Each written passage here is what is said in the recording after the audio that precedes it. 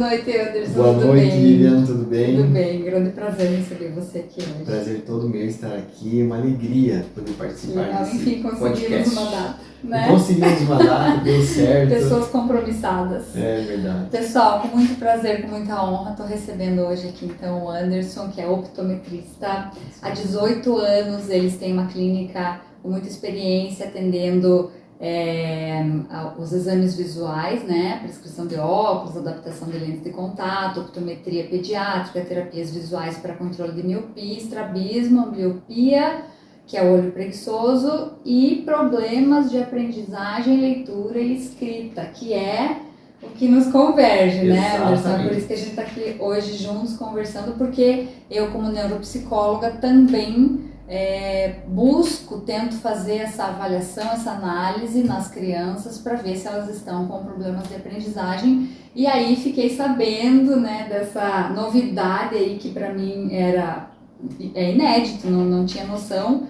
que existia isso, que é um exame para detectar na visão da criança se existe esse problema, digamos assim, nesse órgão, né, visual. A gente já trabalha em conjunto com fonoaudiólogos, por exemplo, para detectar e descartar também se há algum problema, por exemplo, auditivo. Exatamente. Então, se há algum problema auditivo, a gente trata primeiro isso para depois, então, fazer a intervenção ou mesmo a avaliação a nível psicológico.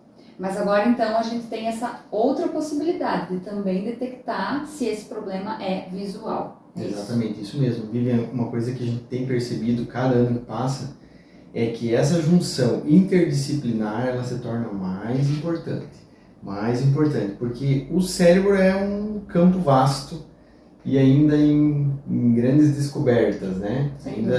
Então, a área da visão, o que é feito hoje em dia relacionado à visão no mundo todo, especialmente nos países desenvolvidos, em que eles são pioneiros na área dos cuidados, a parte tecnológica e tudo que se refere à fisiologia ocular e à parte da visão mesmo, o processamento visual, nós levamos em consideração o que eles utilizam já há algum tempo. E hoje no Brasil, ele, entre aspas, é como se fosse uma novidade. Porém, na realidade, é assim que o nosso sistema visual funciona. Só que antes era tido que uma criança que tinha problemas de aprendizagem, a gente levava diretamente para a parte emocional, para a parte que isso não descartamos com certeza, porque existe isso. E pode inclusive ver as duas coisas. Exatamente, que é isso aí. Porque acontece de é uma junção de alterações que causa o problema na criança. Ela acaba não conseguindo ler, não consegue aprender, não consegue desenvolver o seu máximo potencial. E é isso que a gente vai apresentar, né, através dessas características de cuidado visual. Então, nós temos, por exemplo, nessa questão da aprendizagem, numa leitura, uma coisa que eu converso às vezes até com professores que vão à clínica, é que quando a criança não consegue ler, ela não tem, na verdade, é tido como se ela tivesse um déficit de atenção. Simplesmente uma atenção. Ela não presta atenção, ela não tem interesse por aquilo.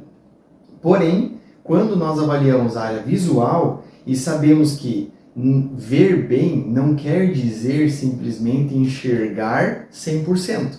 Porque ela é, na verdade, uma das habilidades visuais que nós temos. Nós temos mais de 20. E a junção delas faz você ter uma boa visão. Então, se uma criança, por exemplo, ela tem uma boa qualidade de visão, mas ela tem uma alteração, por exemplo, da convergência, que os olhos não conseguem apontar para o objeto próximo, ela vai ver duplo. E olha só que interessante você falar esse ponto de que a criança é considerada como preguiçosa, né? Porque o que acontece? Como o cérebro da criança está em desenvolvimento, ela não sabe dizer que ela não enxerga bem. É que nem um daltônico. Ele jamais vai saber que é azul ou que é verde, enfim. Sim. Porque é o jeito que ele enxerga, Exato. porque isso é subjetivo. Então, muitas vezes a criança, por ainda estar imatura, ela não tem sabedoria, ela não tem discernimento para dizer que o problema dela é porque ela não enxerga direito. Tanto que os meus filhos, por exemplo, a gente detectou que eles precisavam usar óculos porque a professora notou eles se esforçando para ler no quadro, né? Então, a gente, né, eles não tinham se queixado, ai mãe, não estou enxergando direito, porque eles não sabiam qual era o seu potencial máximo, eles sabem aquilo que eles fazem, que eles apresentam, né? Então, muitas vezes, a maioria das vezes acontece isso, do adulto acabar taxando a criança como preguiçosa, tanto por problema visual, quanto por problema auditivo, quanto por problema psicológico, TDAH, de atenção, ou depressão, ou enfim, qualquer transtorno, né? Então, isso a princípio pode ser que seja uma preguiça, sim, também pode ser, mas a gente precisa descartar tudo isso antes de taxar essa criança, principalmente quando esse problema vem se repetindo ano após ano, né? Porque às vezes começa com 3, 4 aninhos, 5, 6, daqui a pouco está no 3º ano e está reprovando, ou lá no 7º ano está reprovando, não está conseguindo, atrasa a leitura e etc. Então, quanto antes a gente fizer esses exames e detectar isso e descartar isso, antes a gente vai ter essa certeza. É verdade. E é legal, porque assim, quando a gente realiza um exame visual, ali, naquela consulta, nós já conseguimos detectar se ele está com algumas das principais habilidades visuais funcionando. As principais que nós consideramos, vamos falar de uma criança que está em idade de aprendizagem, né? Lendo, escrevendo. Então, por exemplo, se nós analisamos o movimento de segmento, o que é o movimento de segmento? É o fato de você conseguir fazer um movimento contínuo, preciso, acompanhando um objeto. Eu lembro quando eu fui lá que você fez comigo. Exatamente. Então, o que acontece?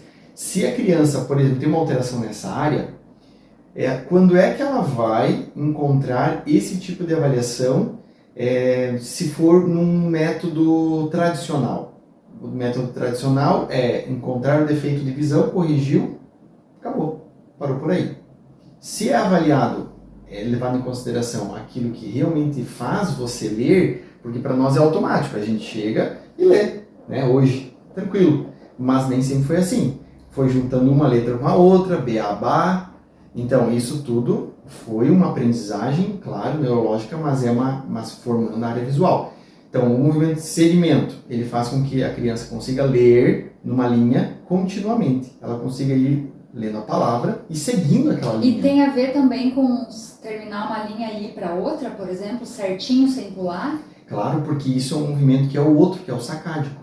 Esse movimento de segmento, se ele está alterado, o que acontece? É um processamento da visão. Você está olhando e o cérebro está processando tudo aquilo que você está vendo.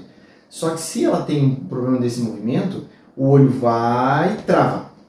Por quê? Porque ele processou aquela informação, porém, ela foi muita informação, ele não conseguiu dar um segmento para ela. E aí ele trava. E a criança, tudo que ela viu depois daquilo, ou ficou fosco, ou ela viu e não chegou. Ela pode acabar deduzindo o que pode ser o restante, pode tirar partes das palavras e ela pode muito bem voltar. Aí ela começa a ler um pouquinho, trava, volta, entende? E a leitura não é fluida, né?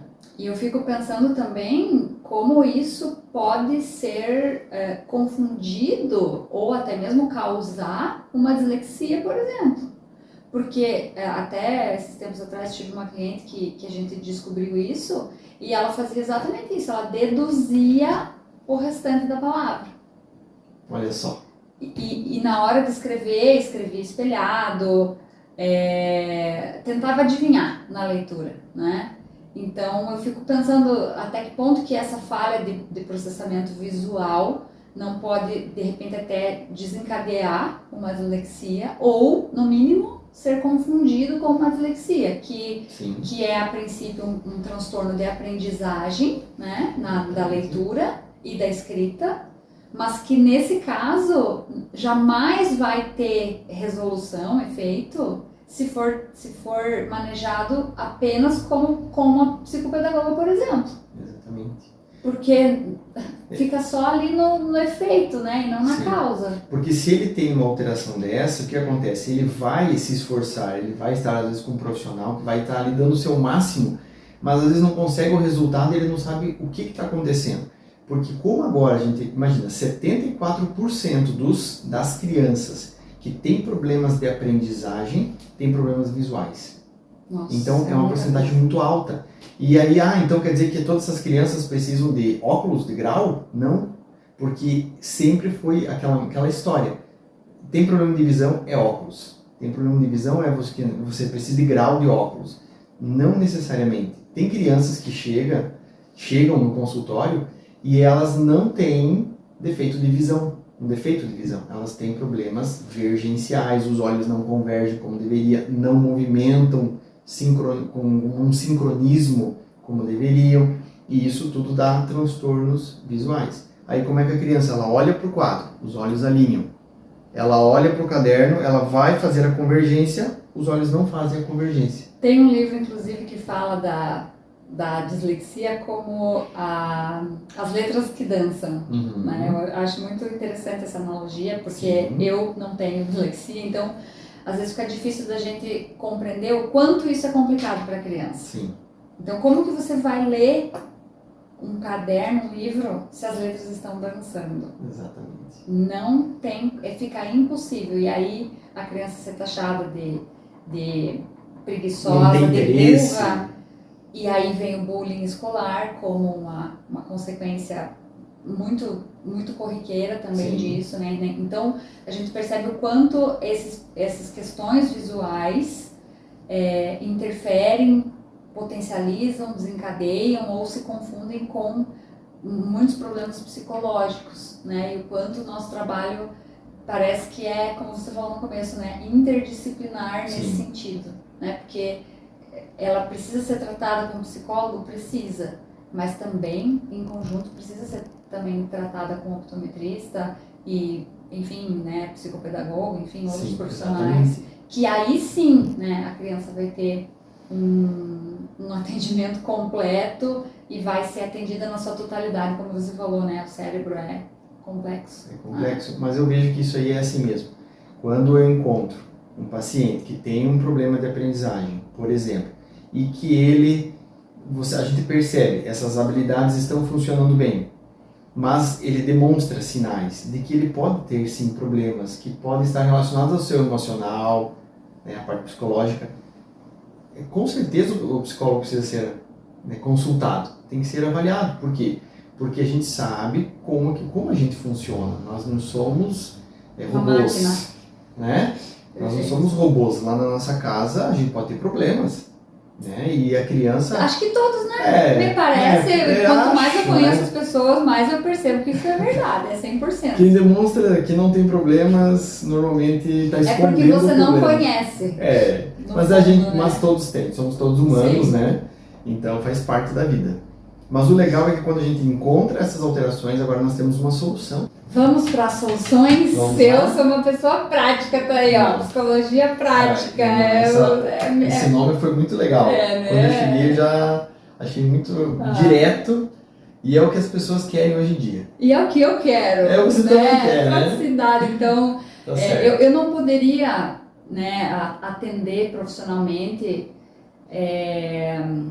fora dos meus valores. Claro. Né? Ser falsa, vender uma coisa que eu não acredito. Certo. Então, não só as pessoas querem soluções, né? Não só todo mundo está focado, né, imediatista e quer rápido para ontem, mas em se tratando da psicologia, eu acho que parece que é uma coisa intrínseca, né? Sim. É psicologia, é subjetivo, não tem provas, não tem técnica, depende da pessoa, cada caso é um caso. Não é bem assim. É uma ciência, a psicologia é uma ciência. Exato. E ela tem comprovação e tem testes que a gente faz, por exemplo, na avaliação neuropsicológica. Eu tenho crianças e adultos também que eu aplico mais de 10 testes. Olha só. Então, por exemplo, atenção e concentração. Não aplico um só, aplico 2 ou 3. E aí um corrobora o outro. Sim. Então, aquele teste foi aplicado em milhares de pessoas e 99% das pessoas conseguiram uma média de X. Então, se eu aplicar o teste em você e você não atingir X, opa, talvez você esteja com algum transtorno. Talvez. Mas aí a gente faz outro teste. Opa, naquele também deu. E aí eu vou na escola, vou lá conversar com a tua professora. Como é que é o Anderson lá na sala de aula? Como é que é o Anderson no recreio?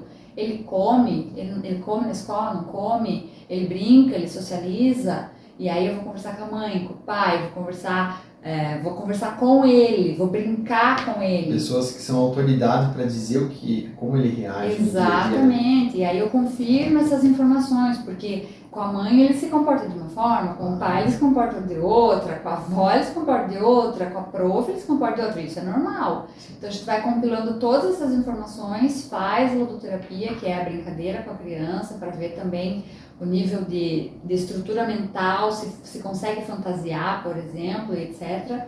Para aí fazer um laudo neuropsicológico fidedigno, né? Que contém um retrato daquela criança. E aí também entra, muitas vezes, a parceria. Porque nesse meio tempo a mãe já levou no neurologista, por exemplo, e já tem um parecer neurológico. Ou no psiquiatra, ou no próprio pediatra. Muitas vezes os clientes vêm para o psicólogo encaminhados pelo pediatra, porque é lá, às vezes, que o pediatra observa, olha, não é muito normal a criança fazer isso nessa idade, que tal, né, você consultar e tal. E às vezes a professora é quem denuncia, e muitas vezes a fono também denuncia, né, e agora então estou sabendo, né, que o optometrista, né, também... Sim. Quem cuida da visão também pode denunciar e perceber, né, muitas questões psicológicas aí envolvidas. E acho que esse caminho também pode ser inverso, né? Porque eu, por exemplo, não era leiga nisso, né? Não sabia dessa informação, né? Embora eu tenha especialização em neuropsicologia, especialização em formação de laudo, não estava sabendo que existia isso, como você disse, né? Sim. Talvez fora do Brasil isso seja algo comum, mas infelizmente, né, a gente aqui no Brasil acaba atrasando um pouquinho para conhecer certas coisas e agora então em Caçador, né, aqui na nossa cidade, né, essa possibilidade. Mas me fala aí então das intervenções possíveis. Então, o que é interessante todas as pessoas saberem? Que o pai, eu duvido um pai que não queira que seu filho se desenvolva no seu máximo potencial. O pai quer, porque o pai ama o filho, o pai quer que ele vá bem, que ele se dê bem. E o que acontece? Antigamente, como a gente comentou antes, havia uma informação muito rasa sobre muitas coisas, era sempre tudo muito raso. Mas graças a Deus que a ciência evolui. E hoje ela está muito avançada. Então muitas áreas que se tinha uma noção, hoje foram aprofundadas. E todas as áreas foram assim. A área da visão foi muito aprofundada. E esses detalhes foram os que foram cruciais, porque agora essas porcentagens altas de problemas, que a gente sabe que uma criança que, por um problema visual que seja, mas ela não vai bem nos estudos, por exemplo, vai interferir às vezes na vida inteira dela, ela vai perder interesse por ler. Aí como é que essa criança lá na frente vai querer estudar para um vestibular? Ela não vai ter vontade, ela não criou o hábito, ela não sabe, e isso não tem vontade disso. Não só a vida profissional dela, fazendo com que ela tenha um baixo rendimento, e consequentemente uma baixa qualidade de vida, sim, como também na sua autoestima, claro, né? Que eu fico pensando que é mais problema psicológico aí decorrente disso. Exatamente. E tem adultos hoje que leem com dificuldade. Lê cortando letras, lê assim, aquela leitura travada. E ele não imagina que está relacionado à visão dele. Então no caso desses exames, eles não são exclusivos para crianças. Às vezes os adultos, idosos também podem se beneficiar também desse processo. Todos, na verdade, passam por esses exames. Todos, em qualquer idade, passam, porque tem crianças, a gente vai mais para o lado da questão da aprendizagem. A aprendizagem do equilíbrio, porque ele está aprendendo. A questão da coordenação motora, ele está aprendendo. E a visão, ela é formada principalmente pelas atividades de coordenação motora, movimento. Por que a gente fala isso? Porque uma criança aprende visão de profundidade através eu vou tentar pegar, meu braço esticou, peguei. Parece simples, né? Só que isso é um cálculo neurológico com a visão. Então eu sei que tem um objeto aqui, eu vou lá e vou pegar ele. Só que tem pessoas que têm problema, ela vem aqui, ela derruba. Pessoas, tanto crianças quanto adultos, quanto uma pessoa de idade, que ela começa a perder essa noção na profundidade. E aí vem as quedas, Exato. Então cai a qualidade de vida dela. Só que detalhe, muitas delas ela perdeu uma habilidade, por isso que eu queria comentar sobre isso. Essas áreas que a gente está falando, que eu já vou citar algumas delas, são habilidades. Ou seja, habilidade você pode formar. Isso que é o legal. Com certeza, estimular, só que também você pode, se você não usa, você pode perder. Você como pode músculo. cair. Exatamente. Você pode começar a perder aquela habilidade. Igual quem joga futebol, antigamente jogava várias vezes na semana. Antigamente. Agora, daí depois de anos que ir lá jogar, acho que vai ter o mesmo rendimento que tinha antes. Não vai ter que treinar de novo. Mas se ela treinar de novo, ela vai ficar hábil novamente. E na visão, o que nós fazemos? Quando a gente faz numa consulta os exames, a gente avalia todas as habilidades visuais. Quando a gente detecta uma alterada, aí a gente analisa que nível de alteração ela tem. Se é um nível assim, importante, tem que passar pela terapia visual. E o que a gente vai fazer? Milagre? Não. A gente vai lá e vai treinar aquela habilidade. Musculação visual. Na verdade, muito se pensa assim que é mais um músculo. Por exemplo, é um músculo que a gente vai forçar, vai ficar forte os músculos oculares. Mas na verdade ele é totalmente neurológico. Raríssimos casos... Uma reabilitação neurológica. Na verdade ela é puramente neurológica. Que antes, mas é o olho que não está conseguindo fazer um movimento. Não, é o cérebro que não está sabendo apontar os olhos para o lugar certo. Entendi. Então, existem os casos até, por exemplo, de estrabismo. Muito caso de estrabismo, ou quase na sua maioria, não é um problema do músculo. Não é que o músculo que está encurtado ou ele não tem força para que o olho volte para o alinhamento ocular. É o cérebro que não sabe apontar os dois olhos para o mesmo lugar. Ele não sabe como fazer isso. E aí qual que é o trabalho do optometrista comportamental ou que tem especialização em optometria clínica avançada e terapia visual? É ensinar o cérebro, ensinar o sistema neurológico a apontar. Não, o caminho é esse. Aí ele procura. Nossa, ideia, Anderson. Eu achava que, sei lá, só com cirurgia. Sim. Ou é impossível.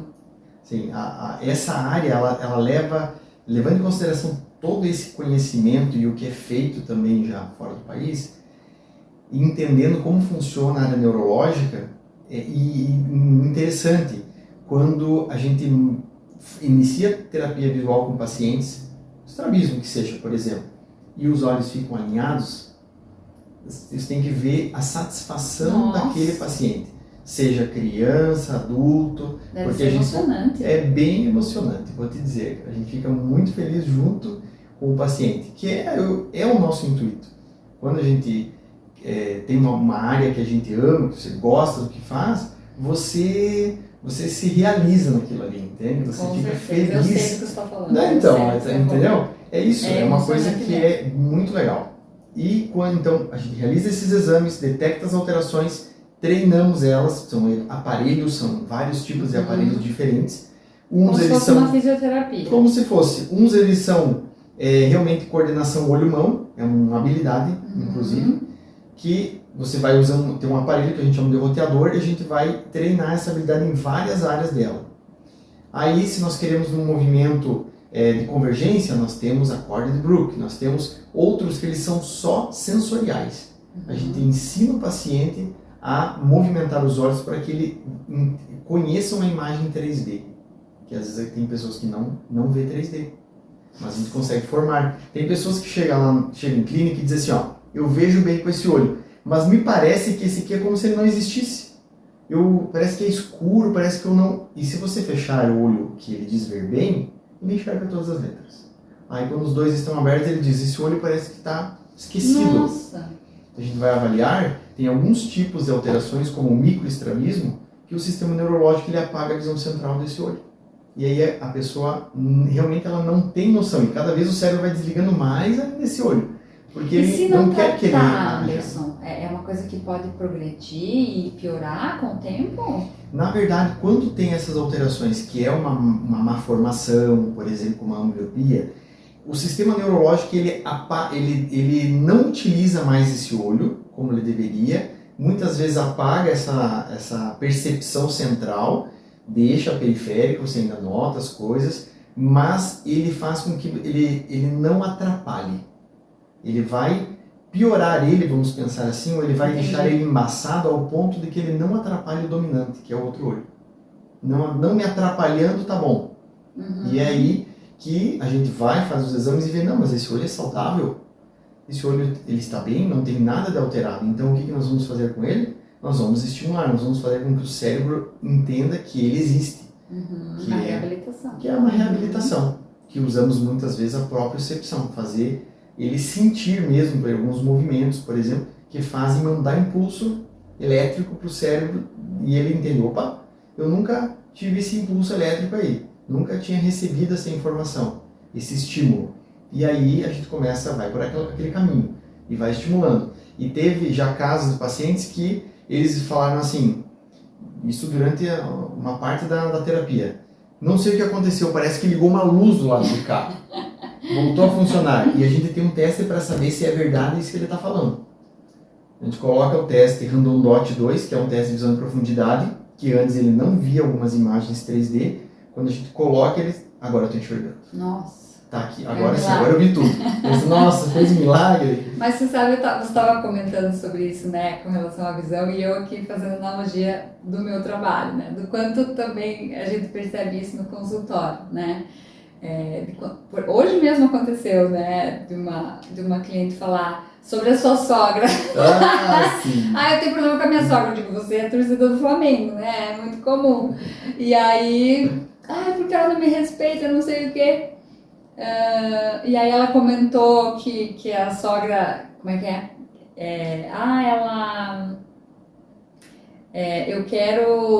Eu chamo ela de senhora, porque lá em casa a gente foi ensinado a chamar as pessoas mais velhas de senhora, mas ela não gosta de ser chamada de senhora, e toda vez que eu chamo senhora ela me corrige.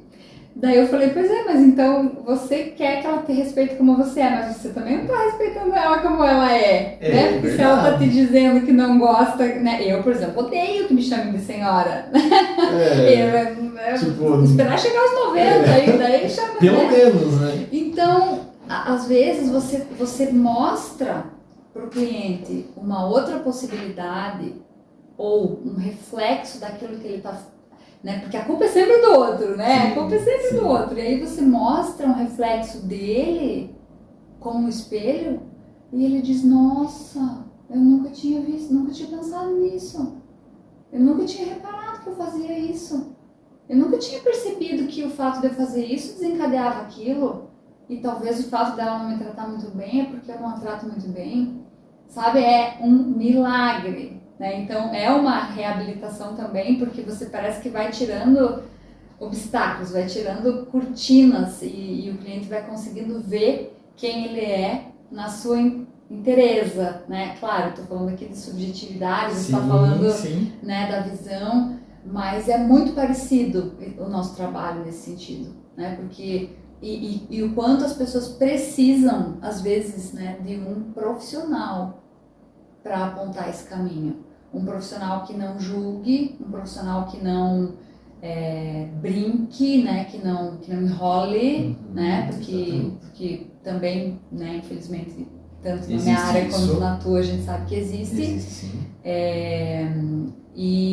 Mas que acolha, que ame, que não julgue e ao mesmo tempo também não tenha medo de mostrar o que ele tem que fazer, as consequências. Olha, se você não fizer o tratamento, você talvez continue assim e piore a sua situação. Quer dizer, depende do sujeito também, né? Mas às vezes ele não consegue sozinho. Ele precisa de alguém que acolha, que leve, que mostre as técnicas, as ferramentas. Não, você vai fazer isso, vai ficar bem, não sei o quê. Isso aqui não não tá morto, né? É saudável. Sim. Enfim, às vezes eles estão, nossa, né?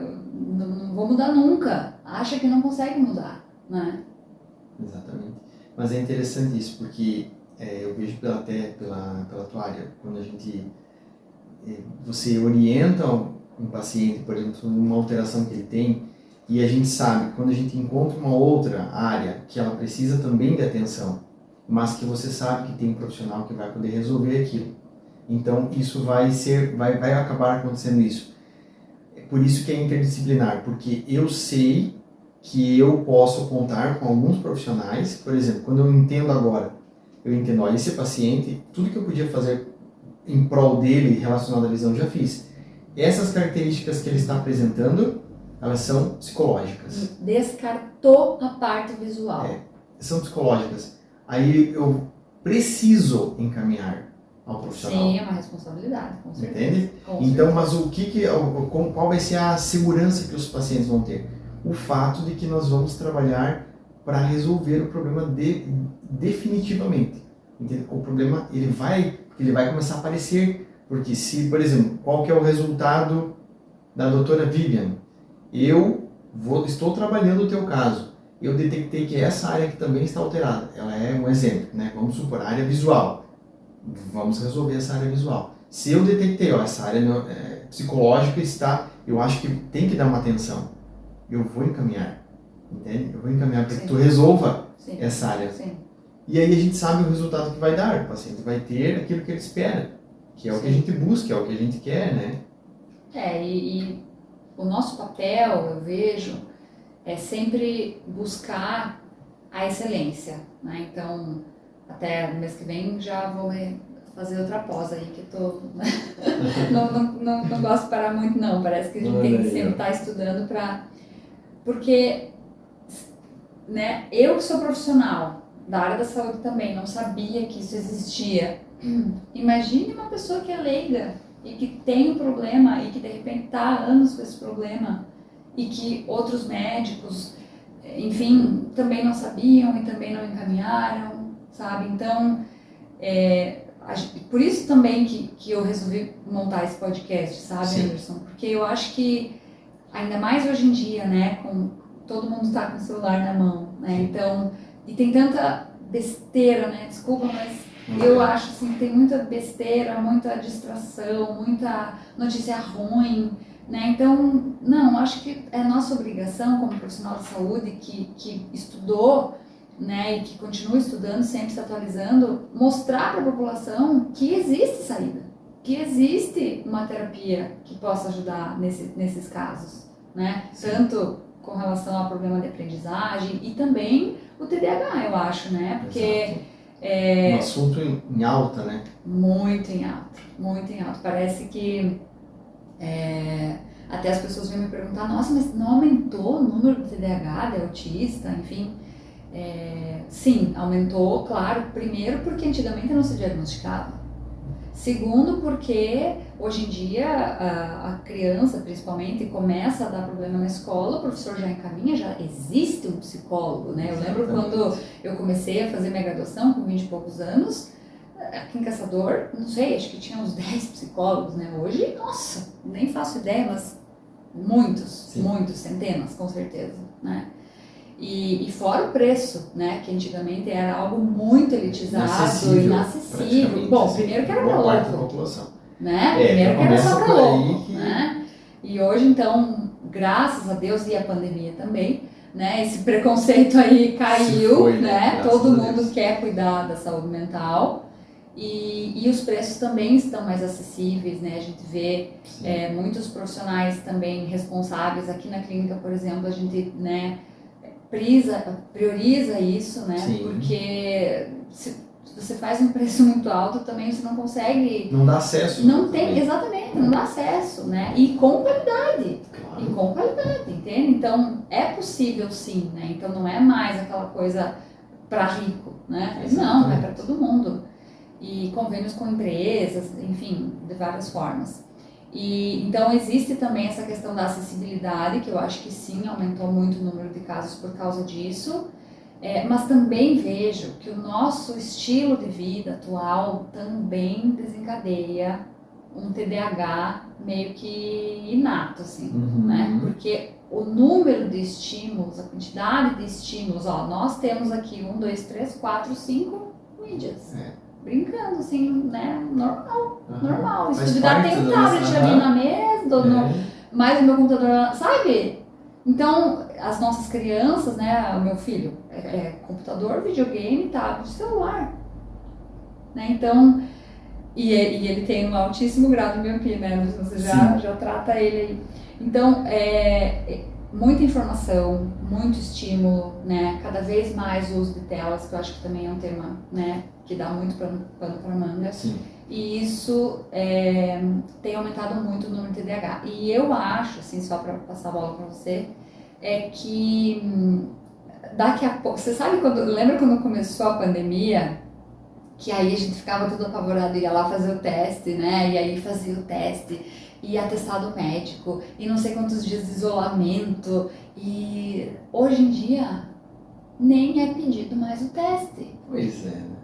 Nem é pedido mais o teste, porque já virou uma endemia, né? Já passou de pandemia.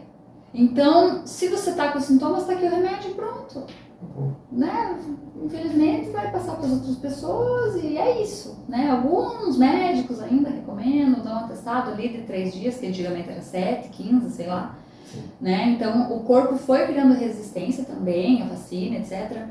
Mas, e parece que o TDAH, me parece que está acontecendo isso também, e que vai chegar um tempo em que de repente a gente nem vai mais fazer diagnóstico, porque meio que todo mundo vai ter TDAH em algum nível. Entende? Eu não estou falando de níveis graves, né? De precisar de medicação, mesmo, né? Isso com certeza é algo diferente, mas de algum modo parece que todos nós temos essa dificuldade de focar em um estímulo só, esquecimento, ficar distraído, não ter atenção numa coisa só. E fazer, né? Muitas pessoas, eu vou fazer uma coisa, quando eu chego lá, o que eu vim fazer mesmo? Gente, todo mundo hoje em dia sente isso, passa por isso. Né? Porque realmente é algo geracional, influenciado pela nossa sociedade, né? Por causa de todos esses estímulos. Me parece uma coisa assim muito... que está sendo naturalizado, né? E isso com certeza afeta a saúde visual também, né? A gente tem percebido que todos estão mais agitados, né? É uma cobrança muito grande em cima de todos, né? Não, é aquilo que a gente está falando, não que as pessoas precisem estar super, hiper inteligentes, isso vai favorecer ela se ela estiver. Porém, a gente sabe que existe um limite ali, né? Essa cobrança que você seja um super homem ou uma super mulher, ele deixa a pessoa ansiosa, ele deixa a pessoa, às vezes, irritada, esquecida. Às vezes não, né? Acho que dá para se dizer que quase que a maioria, né? Não tem como. E eu vejo que realmente, até tem essas coisas realmente se tornaram coisas do nosso dia a dia. Então, só que as pessoas ainda, quem tem o conhecimento para nos orientar são os profissionais da área, são os psicólogos, porque agora sim entra com tudo, né, essa área, porque nós realmente não temos conhecimento para saber como lidar com essa emoção, com essa cobrança, com tudo isso. E isso falando de adultos, né? Pensa uma criança que não tem maturidade para lidar.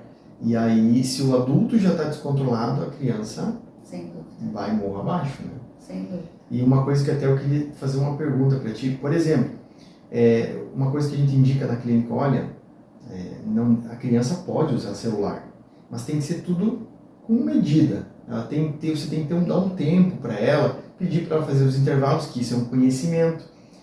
Hoje então como é que então o filho nunca mais vai usar o celular, esquece isso. Impossível. Isso é impossível. Isso não vai acontecer. Inclusive seria um retrocesso. Às vezes eu até comento assim, qual é a diferença da minha infância, eu, Anderson, com 10 anos de idade, e hoje uma criança com 10 anos de idade? Se essa criança de hoje, ela tiver a experiência externa de brincadeiras, de estímulos que eu tive, e ela também tiver a tecnologia, ela saber usar, ela vai ser muito mais desenvolvida. Sem dúvida. Muito mais. Sem dúvida. Então, mas então não pode usar. Não, a gente não está dizendo que não pode usar o celular. Pode usar o celular. Porém, saber equilibrar as coisas, que esse é o maior problema. Acho que para todos nós. É o equilíbrio. Então, por exemplo, a gente orienta, crianças muito pequenas, que ainda estão num processo de formação neurológica e a visão está levando em consideração o foco da imagem. A criança olha aqui, é um foco, está nessa distância. Ela olha lá fora, no lado da rua, no morro, é outro foco. Então, se a criança passa a maior parte do tempo só olhando em focos em visão próxima, em distâncias curtas, o que vai acontecer? O sistema neurológico está aprendendo. Ele vai fazer o quê? Vai achar que é aquilo ali que ela precisa. Ela só precisa ver até ali. E isso vai desenvolver a miopia. Por isso que até 2050, metade da população mundial vai ter miopia. Já definido por uma pesquisa da Organização Mundial da Saúde. E é tanto míope aparecendo que talvez nem vá precisar passar mais 25 anos. Então, e daí outra coisa que a gente percebe, os filhos. Eu vejo porque eu tenho 2 filhas. Se você entrega o celular para elas e você não tem um tempo definido, quando você for tirar, elas estão irritadas, elas estão nervosas, chora, tanto que... Crise de abstinência. É crise de abstinência. Aquilo ali gerou um efeito neurológico, né?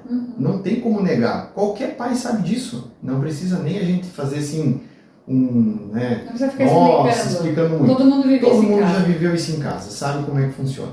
Então, se você souber como fazer, souber o tempo correto, o tempo limite que você vai deixar a criança, mas daí ele vai chorar. Gente, quem manda lá na casa são os pais. Mais ou menos. A criança deveria, pelo menos, né? Deveria, né? Mas, né, às vezes não é a realidade. Mas assim, tem um tempo limite, segue aquele limite. Se você deixa a criança, que é uma coisa que a gente indica muito, se você deixa a criança assistindo algo, como por exemplo o YouTube, ela fica assim, ela vê uma coisa, não gostei, passa. Esse aqui eu tô vendo, não gostei. Esse não gostei. Esse não gostei. Esse não gostei. Não gostei. O que acontece? Não tem fim. Ela pode passar o dia inteiro, o ano inteiro, que não vai acabar nunca. O que vai acontecer? A criança fica irritada porque ela não tem maturidade, primeiro, para ela lidar com a ansiedade que ela tá adquirindo. Ela está adquirindo, essa é a palavra certa. Ela está formando no cérebro dela uma personalidade ansiosa. E aí a gente fala, ó, não pode deixar a criança muito tempo, porque não é só visual o problema que vai ser causado nela, que já é comprovado, sim, né, a rodo. Mas é o problema psicológico, emocional, e vai principalmente, Anderson, a questão da frustração, sabe? Porque aí a criança não se realiza com nada, ela não fez nada, ela não produziu nada. Na minha opinião, esse é um dos maiores problemas, um dos maiores prejuízos com relação ao uso abusivo de telas. Porque ela não construiu nada, ela não fez um carrinho de rolimã para andar na rua. Ela não foi na casa do amiguinho convidar para jogar uma bola. Ela não fez um gol. Ela não jogou o carrinho na calçada e o carrinho foi até lá e se espatifou.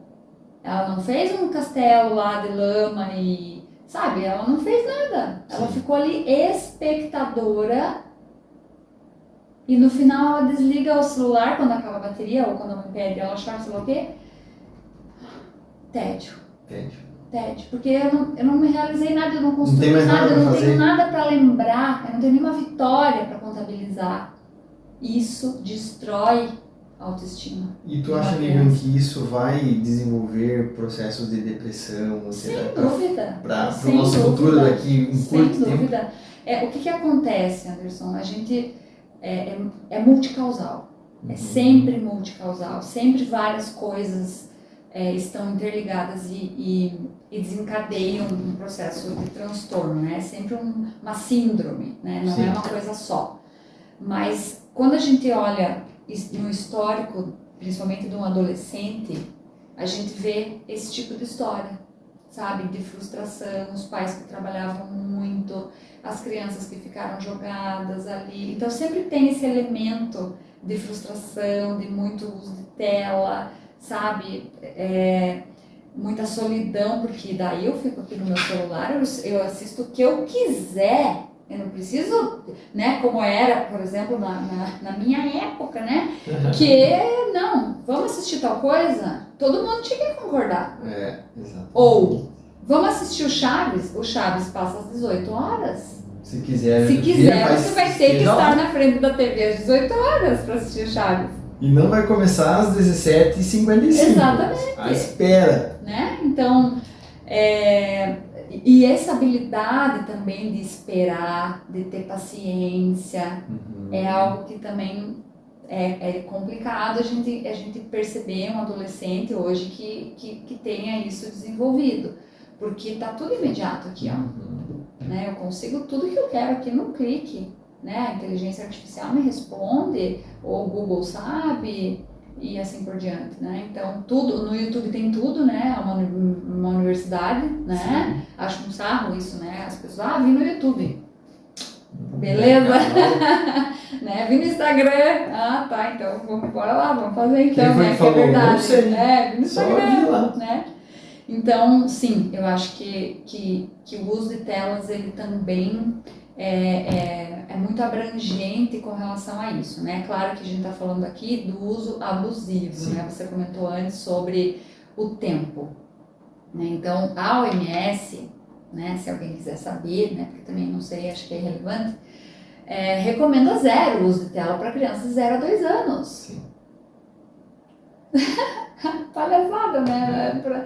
A gente já vê crianças de 1 ano, 2 anos penduradas no celular. Sim. Né? Não sabe falar e já sabe, né, mexer no celular. Nascem sabendo, inclusive. Né? Então, essa é a recomendação. E a partir dos 2 anos, a gente vê a recomendação é uma exposição muito gradativa. Né, de 1 hora, depois dos 5 anos, 2 horas por dia e assim por diante, né, até os 14 anos, enfim, mas a gente, na realidade, pelo menos quem aparece aqui para nós, não existe, né, esse controle, não existe esse tempo pré-definido, muitas vezes o celular é uma babá, né? Então a gente ouve muito esse discurso, né? Como que eu vou deixar meu filho, minha filha sem celular, já que ele fica sozinho em casa? E aí se acontece alguma coisa, eu sempre fico pensando, nossa, mas minha mãe nunca pensou nisso. Pois é. Como é que era? Tudo bem, outros tempos, né? Mas mesmo assim. Existe também uma desculpa. E o que é pior, Anderson, na minha visão, assim, com relação a isso, é o seguinte: como que eu vou dizer pro meu filho não usar quando eu uso? Sem medida. Sem limite. Quando eu estou lá, entediada, ansiosa, saco cheio com a vida, internada no celular, vendo meme ou sei lá o que, entende? Pra me alegrar. Pra me equilibrar o meu emocional. Não, porque eu trabalhei o dia inteiro, eu preciso, né? Tudo bem. E aí o filho simplesmente vai copiar e colar. Entende? Então é difícil sair assim, parece que é uma droga. Parece não, é uma droga, no sentido de que tá ali te fazendo mais mal do que bem, mas de alguma forma você precisa daquilo. Né? Então, para sair dessa roda viva, é necessário assim, um trabalho realmente de formiguinha, porque eu não posso chegar para você e dizer: você tem que parar de usar celular se você quiser que teu filho pare de usar celular. Eu perco o paciente. Muito obrigada. Tchau. Porque tá todo mundo, entende, que nem você falou, muito agitado, correndo atrás da máquina, etc. Então, a gente precisa entender também desse contexto que o cliente vive, né, que o pai, que a mãe vive, para entender o porquê que essa criança está tanto tempo no celular.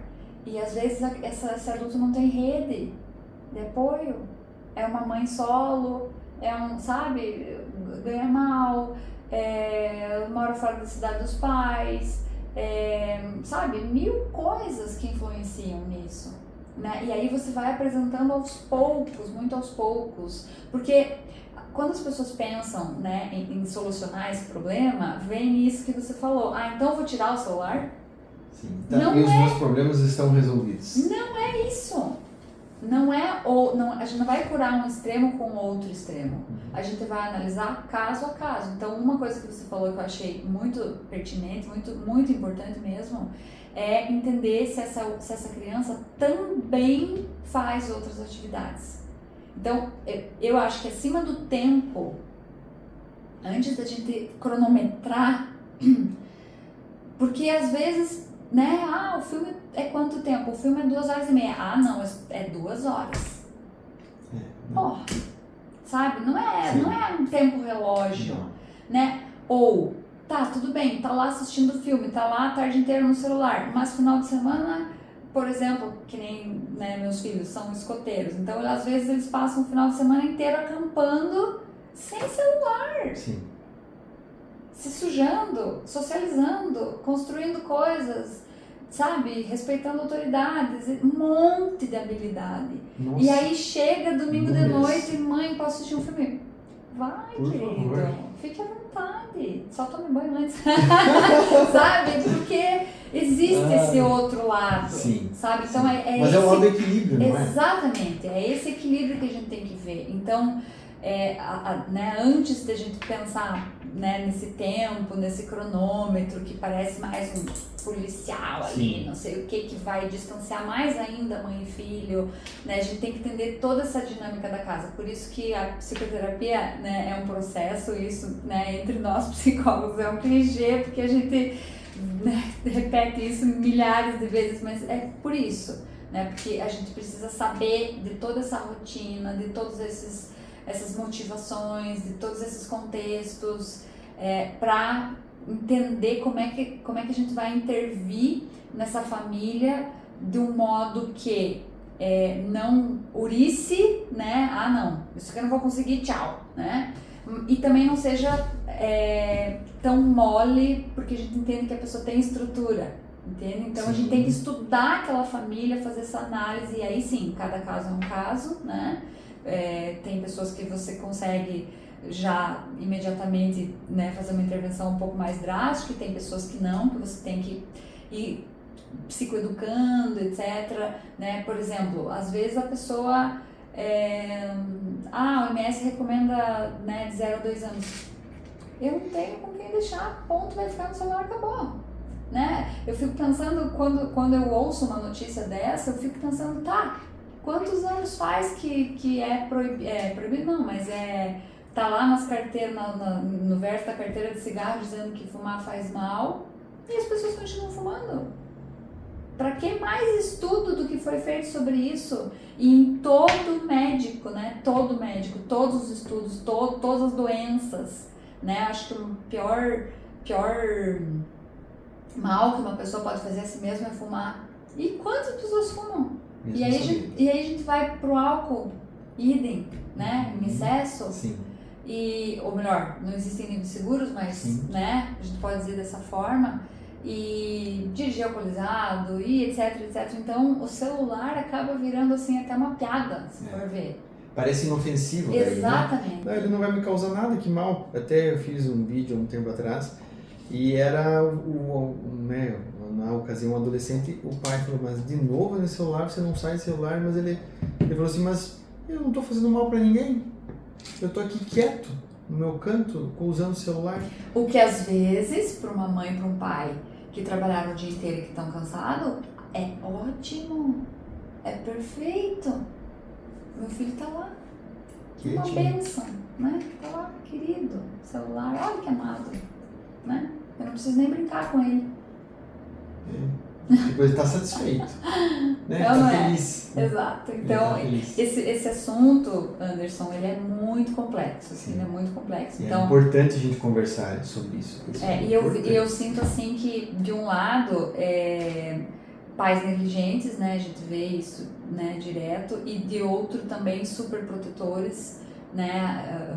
Eu não vou dar, e acabam, sabe, com esse medo, assim, com essa ansiedade, e querem ser perfeitos, e não posso, não dá, não, porque vai fazer mal, não sei, e às vezes todos os amiguinhos usam, e só ele não pode usar, tem isso também. Sim. O que também pode gerar um problema aí, né, porque é uma distinção, né, que a mãe tá fazendo, que o pai tá fazendo, tentando proteger, mas até que ponto que não está, às vezes, privando essa criança de um convívio e até de desenvolver habilidades em tecnologia.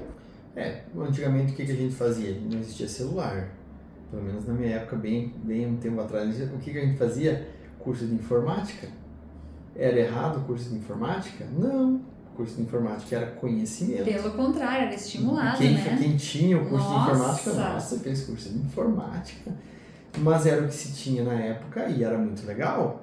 Mas você, justamente porque você ia lá no local que tinha, né? Então você não ficava viciado Sim. no computador. Porque você tinha hora para aquilo. E você sabia, e aquilo E a ali só finalidade beneficiava. também, eu tenho a impressão, né? Porque uma coisa é você ter um objetivo, né? Por exemplo, filho, acha aí pra nós uma receita, vamos fazer uma receita e acha lá no celular uma receita, sei lá. Então você treinar uma habilidade na criança, né? De usar o celular, sim, porque é o futuro, não, é o presente. Sim, né? Então, é a nossa realidade. E não apenas para uma coisa fútil, sabe? De rede social, enfim, entretenimento, né? Que eu acho que, ok, a gente precisa também, com certeza. Sim, não há um problema em você ver, né, um vídeo engraçado, enfim, né? Mas também usar como uma ferramenta, né, para você progredir na vida, para você, porque hoje em dia é tudo no celular, né? Como dizem, o celular é a extensão do corpo, né? Tá todo mundo com o celular na mão. Então eu acho bem polêmico, assim, não gosto muito de dizer que tem que ser assim, que tem que ser assado, que é 8, é 80, sabe, devia proibir, né? Que nem agora saiu, foi sancionada recentemente uma lei que proíbe o uso de celular nas escolas, né, uma lei federal, que foi sancionada acho que esse mês, né, acho que a gente até publicou nas nossas redes sociais.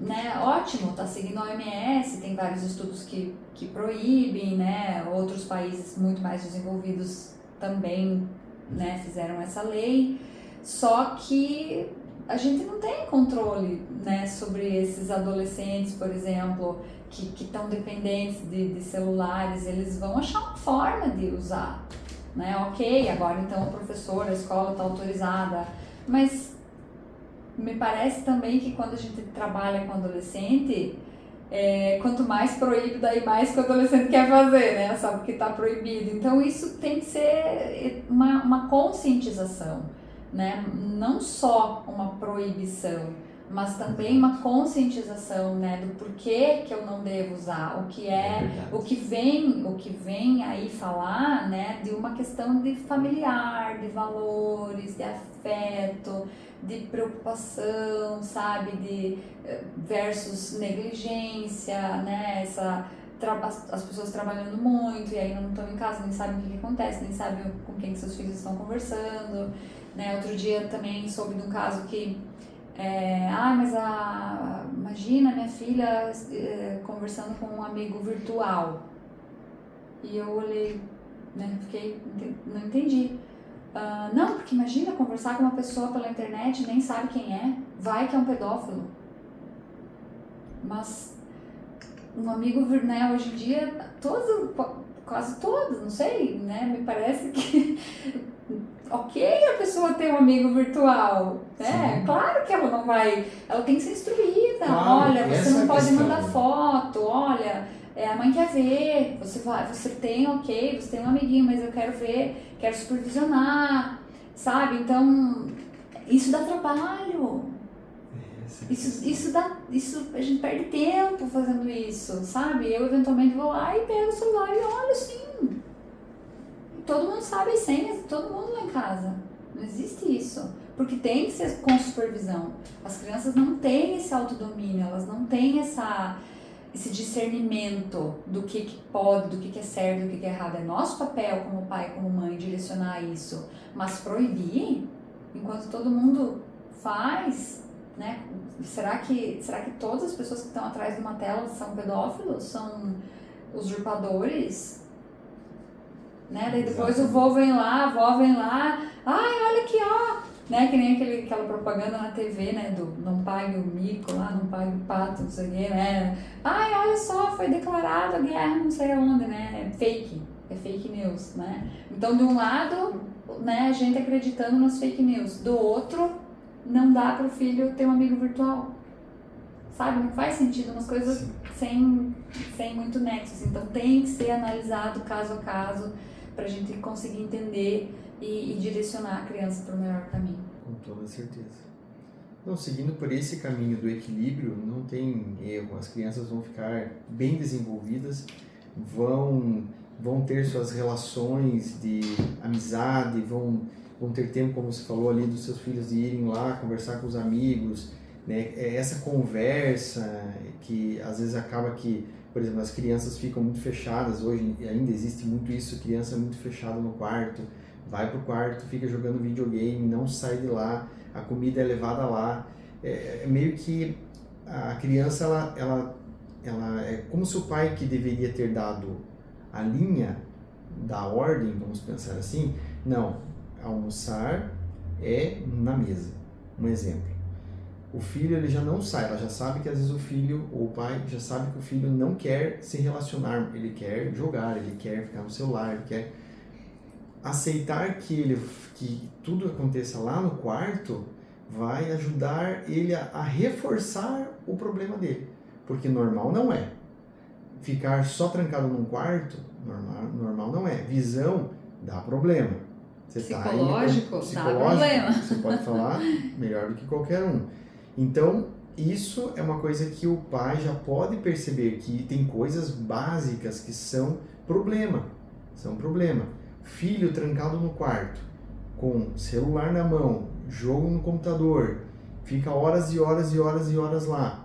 Isso, madrugada dentro. Ou que interfere no sono. Também prejudica o sono, prejudica alguns ajustes neurológicos que são feitos durante o sono. A criança vai acumulando problemas, ela vai levando para si um monte de problemas, mas é interessante que quando ela tem o conhecimento disso, porque mais do que nunca, crianças, adolescentes, eles não aceitam mais só um não. Não pode fazer isso. Tá, mas por quê? Porque não. Isso era no nosso tempo. Esse era o nosso tempo, no né? meu tempo era assim. Era não, porque não. Cala a boca. E deu. O que acontece? Então explica para ela por que ela não pode. E outra, dá opção. Claro. Porque o que eu vejo também, sempre que eu falo, né, mas então eu vou tirar o celular. Pense bem se você vai tirar o celular. Porque se você tirar o celular, vai sobrar pra você. A criança vai catucanar, vai querer brincar, vai te incomodar, vai querer conversar. E aí você tá disposta? Mãe, pai. Exatamente. Então, é essa a questão. Muitas vezes a criança tá enfurnada no quarto, no videogame, etc., porque não tem outra opção. Né? Outra coisa que eu vejo assim, um pouco de neurose, de paranoia, assim. Mas como que eu vou deixar meu filho sair de casa e ir lá no vizinho brincar? Pode ser tão perigoso. Eu fico olhando, assim. Daí na internet lá, liberado, ninguém vê, ninguém cuida, ninguém observa, ninguém supervisiona. Daí lá não é perigoso. Lá tá tudo certo, lá é seguro, porque tá dentro de casa, né? Porque está dentro de casa. Só que esquece que aqui viaja-se longe, né? Exatamente. Sabe-se lá Deus com quem? Com quem? Né? Então, aprendendo os extremos, sabe? A generalização, né? Então, essa coisa que você falou de ficar enfurnado no quarto. Por exemplo, né? O sono. O sono é o maior regulador da pessoa. Então, se você não descansa, você fica acabado no teu dia. E todo mundo sabe disso. Basta passar uma noite Passa no velório. uma noite. Num velório, já pensa, né? Não, você tá morto, acabado. Esses dias eu assisti uma série até as 3 horas da manhã, dia de semana, gente, no outro dia eu tava destruída, sabe? Porque a gente não aguenta, né? E a criança, mais ainda adolescente, precisa dormir mais que 9 horas por noite. Mais. E digo mais, bom, pode ser que tenha mudado, né? Porque eu também não estudo isso todo dia, mas eu aprendi na faculdade que durante o sono, no sono profundo, não no sono REM, depois do sono REM, no sono profundo, lá por volta da meia-noite às 2 horas da manhã, é que o corpo consegue liberar o hormônio do crescimento quando a criatura está em sono profundo. Então, se ela dormiu às 10, ficou até a meia-noite em sono REM e entrou em sono profundo entre meia-noite e 2 horas da manhã, é liberado perfeitamente o hormônio do crescimento no corpo dela. E ela cresce, saudável. Feliz e contente. Só que as crianças até as 2, 3 horas da manhã estão no celular hoje em dia. O pai e a mãe foram dormir, coitados, porque eles precisam trabalhar. Mas a criança muitas vezes está lá no celular. Embora o pai e a mãe tenham dito para parar. Né? Mas o celular está lá, no quarto. E eu desafio aqui, você abrir a porta do quarto do teu filho e ele não está no celular, muitas vezes. Exatamente. Então, isso atrapalha o crescimento, essa desregulação do sono, ela atrapalha o crescimento. É de madrugada, no sono profundo, que o cérebro libera o líquido que faz a faxina cerebral. Então, imagina você comer num restaurante e eles não lavarem a louça. E no outro dia você vai lá comer naquele mesmo restaurante e eles te servem e fazem a comida naquela mesma louça que todo mundo usou no dia anterior, e no dia seguinte é a mesma coisa, e no dia seguinte é a mesma coisa. Então é isso que acontece no nosso... Por isso que a criança não aprende. Não só por isso, mas esse é um dos fatores que a criança não aprende, porque não tem como prestar atenção quando você não dormiu direito, e quando você não dormiu direito, noites e noites e noites e noites. Né? Você já tá um zumbi, você começa, às vezes eu recebo clientes aqui no consultório, você vai ver a criança tá anêmica, você vê na cara da criança aquelas olheiras profundas, aquela pele branca, albina, raquíticos, sabe, encolhidinho assim, mas não tem nem nega, você vai fazer a anamnese, vai descobrir, é essa a rotina. Aí não come, né, só miojo e bolacha e mamar, com 5, 6 anos de idade, mamar. Né? Então, dá trabalho mesmo, criar um filho dá trabalho, meu Deus, olha, foi muito exaustivo para mim, de fato, eu sei que criar filho dá trabalho.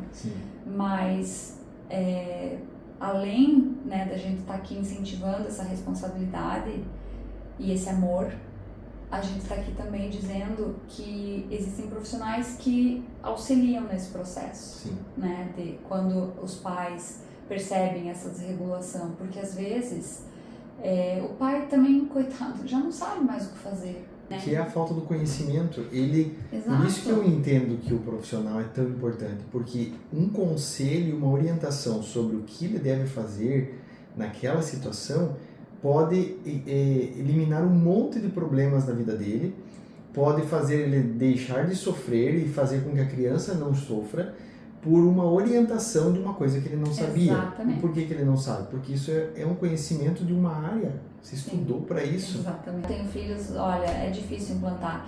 Então, por exemplo, a criança ou adolescente, sei lá, tá indo dormir às 2 da manhã. Ok?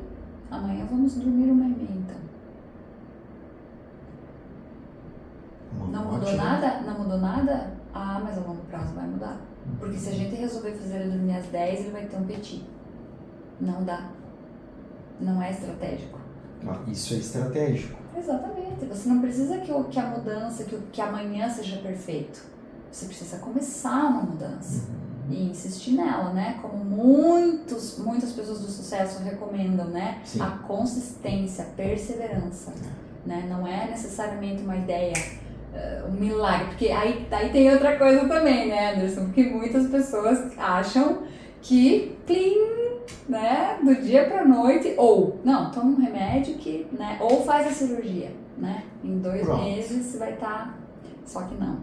Né? Tudo que for mais invasivo, né, um remédio, vai te dar efeito colateral, não que eu esteja aqui fazendo apologia ao não uso, pelo amor de Deus, né? Tem situações que tem que usar sim, mas as mudanças, né? A consistência, a constância, a perseverança, e mesmo que seja um pouco sofrido, é que vai te levar a uma outra vida, realmente a um outro ciclo, sabe, de mais saúde, de mais qualidade de vida que permaneça, né, que se consolide, que seja estável, que a pessoa consiga levar para frente, e não uma mudança brusca do dia para a noite que a pessoa daqui a pouco está desandando, né, e voltando, entende, para trás. Ela tem que manter. E isso realmente só vem através do conhecimento. Quando você entende o que é que causa, como faz, como é que eu vou fazer isso então? Existe um conhecimento para isso. Os profissionais são os responsáveis que detêm esse conhecimento para ensinar, para dizer, faz assim, faz assim, faz assim. Mas como meu filho não quer deixar de usar o celular de jeito nenhum? Calma, nós vamos fazer assim, assim, assim, assim, assim. Tem todo um trajeto. E sabe o que é mais lindo na minha profissão? É que a própria pessoa diz. E se eu falasse para o meu filho, de amanhã ele dormia 1h30? Olha aí. Nossa, aí eu deixo aí, ó. Você sai da sessão assim, é para isso que eu existo, sabe? Porque é isso, né? A mudança, ela tem que partir também da pessoa, né? Então, na nossa profissão, né, um bom psicólogo, ele não vai necessariamente dar mastigado e dizer para a pessoa, faça isso, faça aquilo, faça aquele outro, né? Hoje até uma cliente, como é que ela falou? Eu vim aqui falar com você porque eu tô entre a cruz e a espada. Tem um emprego A e um emprego B. Pego A ou pego B? Eu comecei a rir, criatura! Você vai botar nas minhas costas? Não dá, é tua vida, meu bem, né? E aí começamos a analisar, e pensar juntas, prós e contras e etc. Né? Então, e se eu pegar cogitações que às vezes a pessoa não consegue fazer sozinha, né? E olhando de fora, mas paga melhor, mas paga melhor, mas você vai ter que pegar a estrada e você odeia, você não me falou que você odeia dirigir, sei lá, sabe? Sim, então, você vai pesando, exato, né? E às vezes alguém de fora vai conseguir lembrar aqueles valores que a pessoa muitas vezes nem sabe que tem. Sabe? Então é para isso, é nisso que um psicólogo mais pode ajudar, eu acho. E aí a pessoa mesmo, o cliente mesmo, consegue achar a resposta, porque aí ele vai conseguir, quando ele tem a ideia, aí ele consegue colocar em prática. Quando você dá a ideia, isso é do outro, não é dele. Né? Ou às vezes ele nem tem estrutura para conseguir colocar isso em prática. Ele nem acredita que ele vai conseguir, que ele vai funcionar. Exato, né? Fica como se fosse um videozinho ali que eu tô assistindo, você deve fazer isso, você deve fazer aquilo, desliga o vídeo e esqueceu. Sim. Né? Então, essas mudanças, né, com relação a sono, a estilo de vida, e aí eu incluo a alimentação, a atividade física, o autocuidado, que também passa por os exames de check-up e preventivos, que eu acho que a gente está falando aqui também muito disso, né? Precisa haver uma autoconsciência da pessoa, né? Então é isso que a gente desperta, é nisso que a gente foca, né? Para a pessoa ter essa autoconsciência. Então, quando você fala para a mãe, nossa, mas né, ele está com 12 anos e ele não consegue, você sabe que a leitura, ela naturalmente do 1º ao 3º ano, então entre 6 e 8 anos, né? O teu filho já está com 12. Nossa, então a gente tem que fazer alguma coisa urgente, sabe? A mãe, daí vem, sabe, a mãe com esse desejo. Sim. E aí ela quer e ela busca, entende? Então essas informações, esse conhecimento, essa sabedoria, ela, na nossa profissão, ela vem muito nesse sentido, assim, né? Para despertar esse cliente a querer. Exatamente. Essa cura, esse tratamento, enfim. Eu acho que todo mundo já passou por situações assim de você olhava, não via saída, não via um jeito, mas alguém dizia, por que você não faz assim? Você diz, meu Deus, eu nunca imaginei isso. Verdade, a pessoa se anima na hora. Sim. Por que ela se anima na hora? Porque alguém apontou por uma visão, uma ótica que ela não via. E olha, E Anderson, vou te isso falar. é o máximo, né? Só acontece, só não, mas muitas vezes acontece quando você olha de fora. Quem Sim. está de fora Sim. vai conseguir fazer isso com muita facilidade.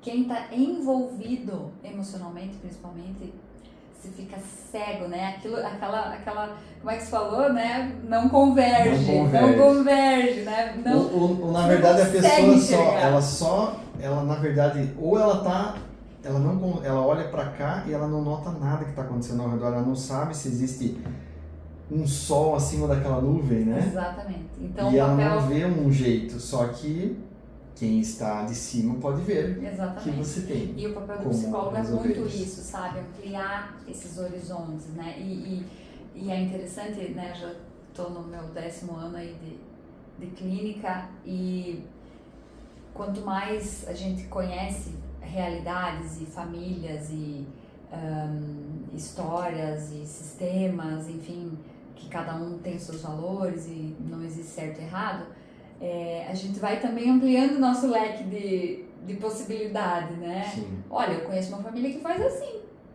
Por exemplo, divisão de despesas entre o casal. Eu conheço N formas. Eu conheço casais que o dinheiro é dos dois. Eu conheço casais que dividem milimetricamente cada despesa e cada um paga metade. Eu conheço famílias que o homem paga tudo. Eu conheço famílias que a mulher paga tudo. Eu conheço 1001 formas. Qual que é a certa? Depende. Depende do que você acredita. Se existe um acordo. Depende se os dois estão em acordo. Tem acordo, tem depende paz de quanto acordo. ganha cada um, né? Depende de, então, isso é legal também, porque à medida que a gente vai conhecendo mais famílias e mais pessoas, a gente também vai conseguindo ampliar esse repertório, né, de ideias, de propostas, de cogitações ali, né? Mas assim, eu vejo que analisando tudo isso que a gente conversou, desde a questão da aprendizagem, dessa questão dessa carga emocional, de hábitos que as crianças, que os adultos, qualquer idade desenvolvem, se a gente chegou à conclusão que existe um equilíbrio. E algumas dicas a gente pode dar assim em conjunto, que você me ajuda aí com as ideias. Com relação à questão sono, nós já entendemos que é fisiológico, né? Se a gente conseguir dormir antes da meia-noite, conseguir ter um sono, né, especialmente as crianças que têm essa condição de que ela também, você quer regular ela para que ela não fique indo tão madrugada, agitada, tão agressiva, tenha um tempo dia. mais longo de sono, que isso é importante especialmente para elas, vai mudar muito o hábito lá. Se você conseguir tirar o seu filho do quarto para que ele não fique mais lá, preso no videogame, preso no celular, com a luz apagada e querendo contato mínimo com outras pessoas, se você se esforçar para tirar ele de lá, colocar regras claras, colocar isso aos poucos e fazer ele voltar para a mesa, fazer ele conversar. Perfeito. E você gastar o teu tempo para conversar com ele. E você entender que a visão dele vai estar sendo preservada, porque ele vai estar olhando para longe, você vai poder sair com ele, dar uma volta de bicicleta, você vai poder sentar lá fora numa cadeira, olhar para o horizonte, você vai poder fazer alguma atividade que seja dinâmica, com bola, com qualquer outra, que você vai estimular a coordenação motora, que automaticamente vai formar a visão. E se é uma criança menor, você vai estimular as habilidades que vêm através disso tudo, e você vai automaticamente ganhar um bônus de uma criança que aprende bem, uma criança que vai ser emocionalmente saudável, né? Uma criança que vai ter interesse por esportes. Ouvindo você falar, me lembra a minha infância. Era assim, não tinha outra forma, né? Era assim.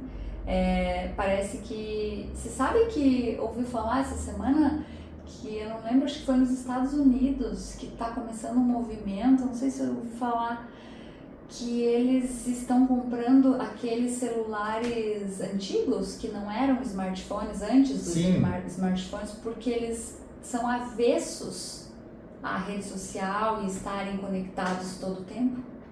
Então eles têm um telefone, como chama? Aqueles, só de ligar.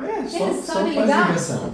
E aí para uma emergência eles estão ali para alguém telefonar para eles, para os pais telefonarem para eles ou para eles ligarem, sei lá. Porque eles, sabe aquele movimento minimalista, aquele movimento slow food e tal, e aí tem essa questão sobre a tecnologia, né? Já entendendo as próprias crianças e adolescentes fazendo isso, os jovens, né? Eu achei isso fantástico, assim, porque a gente aqui, né, discutindo sobre formas de sair desse vício, né, e já em alguns países mais desenvolvidos, os próprios jovens já não querendo esse vício, né, já entendendo, já assim, sacramentado que faz mal em excesso, né, e querem uma vida mais, né, voltando às origens, né, onde existe mais esse contato, onde existe um respeito ao ciclo circadiano, por exemplo, à luz solar, né? Você veja, eu fico pensando, né? Eu acho que as nossas células lá, ou as divertidamente lá, fico pensando, meu Deus, como é que eu vou me adaptar? São só 100 anos, né? Em 100 anos a gente não tinha luz elétrica. Sim. O meu avô tinha um sítio que não tinha luz elétrica. A gente usava vela, eu tô falando de 40 anos atrás.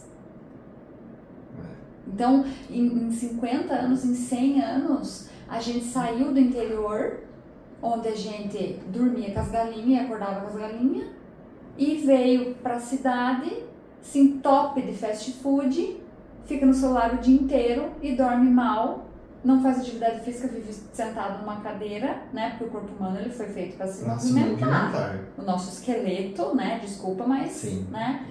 Até tem um meme que futuramente a gente vai ser cabeçudo e bundudo, né? E o dinossaurinho, assim, T-Rex, porque a gente fica só sentado.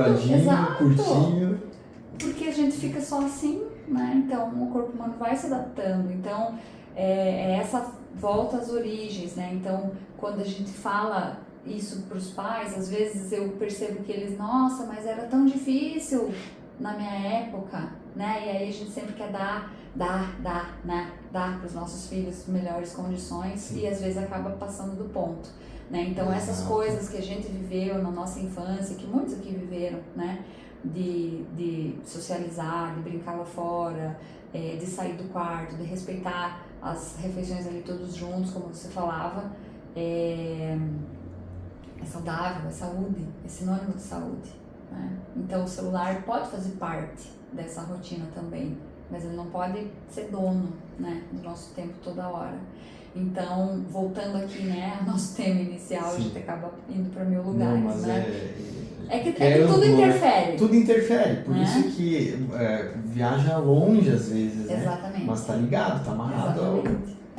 Aprendizagem, atenção, quando a gente fala de transtornos neurológicos, principalmente infantis, né, a gente está falando de uma saúde completa, não só infantis, mas adultos, idosos, enfim, a gente está falando. A saúde, ela precisa ser vista de uma forma completa, multidimensional, né? Eu acho linda aquela definição da OMS, né? Saúde é o completo bem-estar físico, não é só a ausência de doenças, é o completo bem-estar físico, emocional, espiritual. Sim. Sabe, quando eu li isso pela primeira vez, quando eu dei aula na turma de psicologia, eu dei risada, tipo, quem que tem isso? Né? Fiquei olhando assim, quem que tem esse completo bem-estar físico, emocional, né, intelectual, cognitivo e espiritual? É muito difícil a gente chegar nesse lugar, né? Mas é uma busca constante, até a gente deitar no caixão. Exatamente, a gente depende, né? Cada área precisa ser nutrida, precisa ser alimentada, né? Então a gente alimenta todas elas, só uma delas não funciona, tem que ser as três juntas. Exatamente. As três na proporção que elas merecem. Exatamente. Perguntas. Temos perguntas, Gabi? Temos algumas perguntas. Então, vocês falaram antes da questão da autocobrança, de como a modernidade, né, instaurou essa questão pra gente. E a gente ouve muito a questão do burnout também dentro da clínica, e às vezes os sintomas vêm como dor de cabeça, muito cansaço, desconforto à noite, dorme, não descansa, e às vezes a gente até percebe que os sintomas são parecidos. Então, talvez trazer algumas dicas mais práticas de como diferenciar, ok, será que o meu colega de trabalho, meu filho, meu amigo, ele está apresentando sintomas que eu tenho que investigar por esse lado mais físico ou psicológico? Interessante. É bem... A gente precisa fazer uma avaliação, né, em primeiro lugar. A gente precisa fazer uma avaliação completa no sujeito, né? Tem muita essa confusão mesmo, né?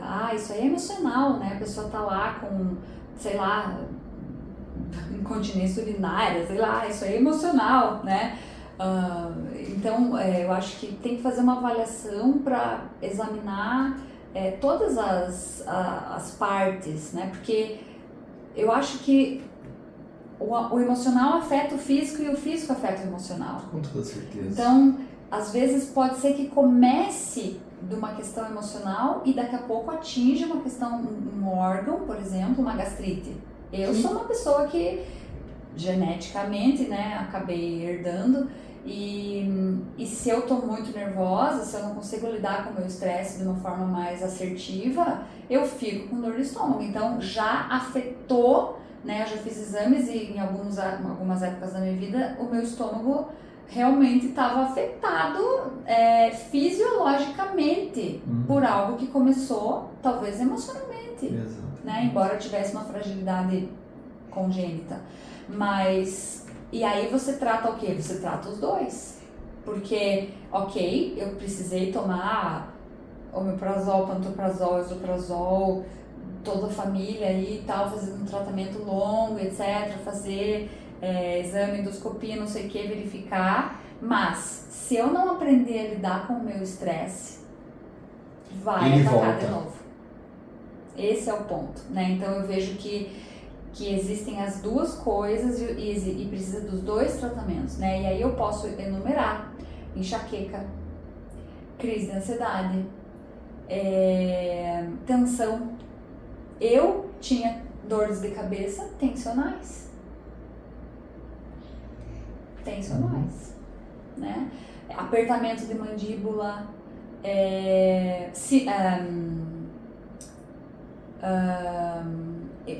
a própria dor nas costas, né? Dores de coluna, que é uma hérnia, tem que fazer cirurgia. Eu me dá 3 tipos de terapia quando a pessoa me fala isso, né? Porque pode ser tanta coisa, né? E aí a cirurgia a gente sabe, claro, tem momentos que precisa, você mesmo, né, acabou de passar por um evidente, mas às vezes também a gente percebe um certo direcionamento ali para fazer cirurgia, porque, sabe, é uma questão meio que quase mercenária, assim, que tá envolvida, né, de alguns médicos, enfim, não quero entrar nisso, porque senão começa a ficar brava. Mas várias doenças físicas, inclusive acho que até visuais, né, você pode falar melhor disso, podem ser desencadeadas por aspectos emocionais, e o inverso também acontece. Por exemplo, a fibromialgia. Hoje a gente não sabe se a fibromialgia causa depressão ou se a depressão causa fibromialgia, porque é muito natural quem tem uma que tem outra. Porque quando você trabalha com uma incapacidade física, você ficou aí com o braço engessado, né, um tempão, cara, isso dá um estresse. Nossa. Né? Você se sentir naquela incapacidade, naquela limitação, depender das pessoas, etc, etc. Então, conforme a doença aqui, a gente vai entendendo que isso afeta psicologicamente de alguma forma e desencadeia, sim, depressão, ansiedade, etc, etc. Né? Às vezes a pessoa perde o emprego, daqui a pouco infarta, por exemplo, porque não consegue lidar com aquilo. E o estresse é o pior causador, é um dos piores venenos, porque quando a gente fala da diabetes, pressão alta, por exemplo, você tem índices, né? Você faz exames. Tudo bem que o estresse, né, você pode também ver o nível de cortisol, mas não é muito né, com o estresse alto, vai lá o cortisol tá alto. Não. Não tem como medir, Exatamente. como tem como medir os outros. Exato, né? e você tem diabetes, pressão alta, você toma um remédio controlado ali todo dia, você, né, acaba regulando, com sorte, mas às vezes o estresse é algo tão agudo, né, por um problema tão agudo que simplesmente ele vem e te toma e realmente se infarta, né? Então é necessário fazer um exame, uma avaliação muito cautelosa para entender. E eu acho que aquilo que você falou antes, lá no começo, né, do atendimento interdisciplinar, é fundamental. É fundamental. Então, eu trabalho muito em conjunto com neurologistas, com psiquiatras, né? Toma remédio, mas faz a terapia também, porque uma complementa a outra. Então, não posso dizer, não me vem à mente aqui nenhuma situação em que eu posso dizer é puramente psicológico ou é puramente físico. Porque a gente é um ser integral. Trino. Essas 3 áreas, então, trabalhando juntas, se elas estiverem saudáveis, nós temos a verdadeira saúde. Exatamente. Aí nós estamos saudáveis, né? Então, realmente, vale a pena, esse é um conhecimento. Então, às vezes, algumas pessoas podem pensar assim, não, se eu só tiver saúde, não, eu estou saudável. Saúde física. É física. Eu não preciso fazer mais nada, não preciso, né, me preocupar com nenhuma outra área, tá tudo bem. Mas na realidade não é assim, porque nós sabemos como é que a gente funciona. Pessoas, por exemplo, levando para a área visual, tem pessoas que têm diabetes, usa medicação, o médico já passou, tá tudo regulado. A pessoa fica nervosa. O que acontece? A insulina, o pâncreas não consegue produzir corretamente, glicemia vai bater lá nas alturas, aí pode causar lesões oculares. Então, tudo está ligado a essa questão emocional. Isso é muito importante. O emocional, ele conduz o teu corpo. E a visão vai junto. Inclusive, tem casos que o paciente fica nervoso e ele relata, eu estou vendo tudo embaçado. Muito paciente reclama disso. Eu estou vendo embaçado e é relacionado ao sistema nervoso dele, porque ele ficou nervoso por algum motivo, não soube lidar com alguma situação e ele desencadeou uma alteração no processamento visual. Ele não consegue enxergar bem por um tempo. Tem pessoas que dizem que vê tudo quadriculado, tem pessoas que ficam embaçado, tem apagões, dependendo do nível de estresse que a pessoa passa. Isso tudo está relacionado a isso. Por isso que nós temos que hoje trabalhar de uma forma interdisciplinar, porque eu posso ir lá, organizar todo o sistema visual dele, processamento visual, vergência, que é a movimentação dos olhos, deixar a visão dele em ordem, corrigida, com a prescrição do grau correta.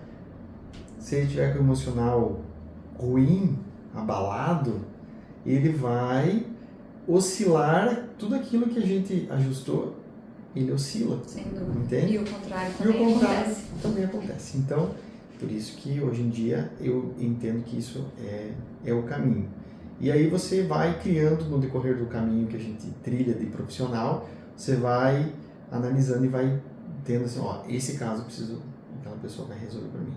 Encaminha, né? Encaminha. E mais do que encaminha, né? Esses dias até comentava, depois de 10 anos de profissão, a psiquiatra de uma cliente me ligou. Eu fiquei chocada quando eu vi o número do telefone, né? A psiquiatra me ligando, porque isso é muito raro, né? Isso é muito... Parece que cada um tá na sua caixinha e ou por insegurança, ou por ego, ou por falta de tempo, se fosse ingênuo aqui, sabe? Acaba cada um no seu quadrado, gente, não dá. Como o se cliente encaminhar perde muito. Fosse tirar o respeito Exato, da pessoa. Como se eu não essa conseguisse, pessoa... né? Eu sou falha, eu sou incompleta, não é. vou ter que encaminhar. Como se o cliente perde muito. Fosse tirar o respeito Exato, da pessoa. Como se eu não essa conseguisse, pessoa... né? Eu sou falha, eu sou incompleta, não vou é. ter que encaminhar.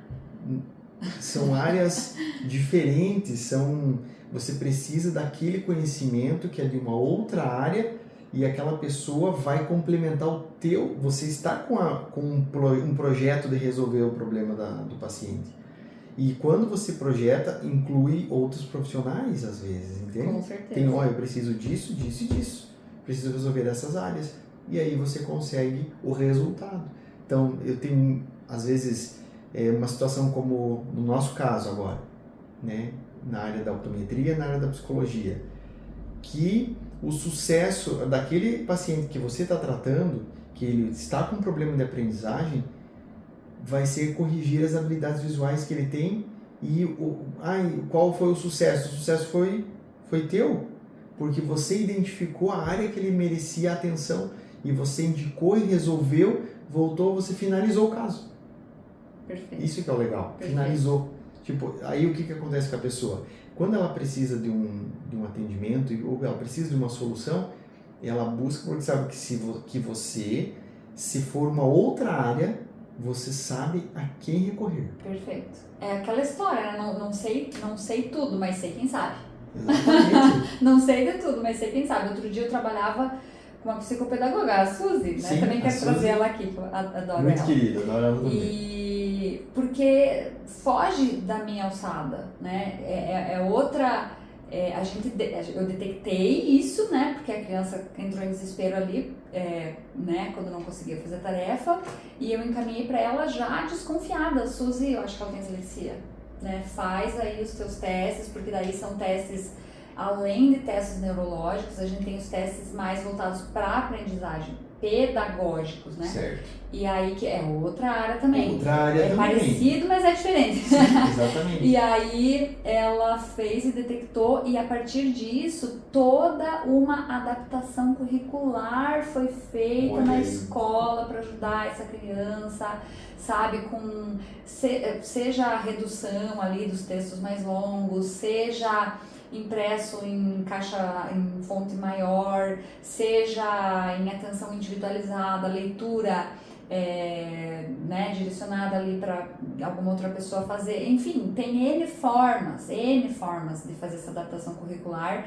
que às vezes precisa apenas por um período ali para a criança conseguir engrenar, como se fosse o prézinho lá, né, aprendendo a coordenação, para depois, de repente, acompanhar naturalmente a turma, sabe? Então, essa conversa, por isso também que eu tive a ideia, né, de fazer esse podcast, sabe, Anderson? Para desmistificar um pouco isso.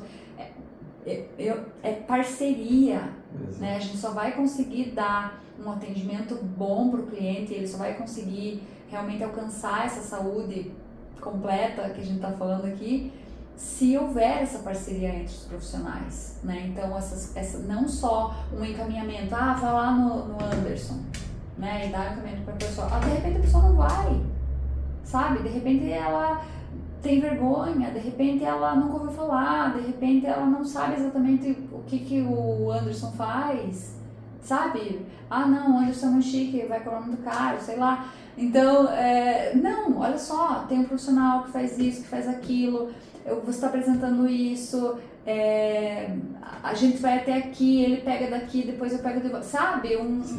Uma explicação, assim, que realmente a gente precisa saber o que os outros profissionais estão fazendo e como que eles atuam e como que eles podem ajudar, que ferramentas eles usam para a gente oferecer essa solução para o cliente, né? Voltando agora aqui, psicologia prática, né? Então, essa solução também envolve esses outros profissionais. Com certeza. Eu acredito que é esse o caminho. São dicas práticas e que vão dar o resultado que as pessoas querem, precisam.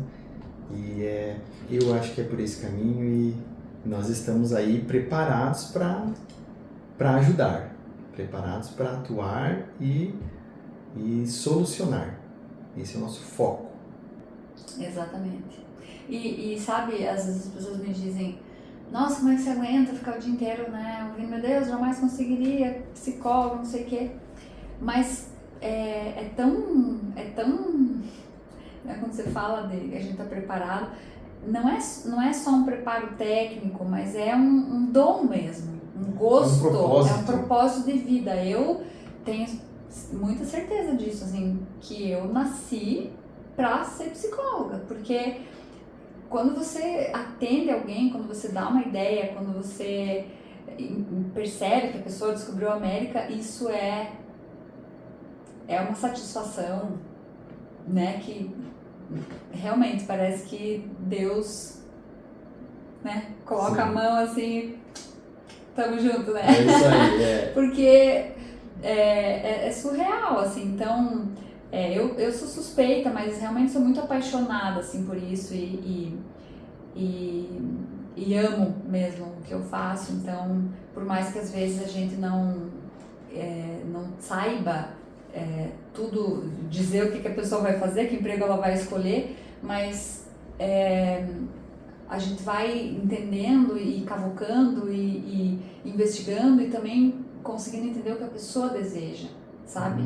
E despertando, né, esse autocuidado, essa vontade, né, de ir pra frente e melhorar cada vez mais. Tem uma coisa curiosa que já aconteceu algumas vezes comigo. Situações de pacientes assim, que ele chega e diz assim, ó, eu já fui em 7 profissionais, eu já fui em tantos profissionais, ninguém consegue resolver o meu problema. E aí, ele vem então para você que vem no lugar você certo. resolver. E você analisa o caso do paciente e em alguns casos você diz assim, Senhor, me ilumine agora, me ilumine. E parece que as coisas vão acontecendo. Aqui, pego aqui, faço isso, vou naquele ponto. Parece como se as caixinhas fossem abrindo, assim, coisas que você, às vezes, lá para trás, conheceu, aprendeu, e elas vão florescendo, surgindo, e você vai relembrando. Vai inspirando. E acontece, daí você diz, Valeu, muito entendi. obrigado, foi você. É verdade. Porque a gente consegue perceber quando a gente é inspirado por Deus, né? Sim. Ele nos inspira, não.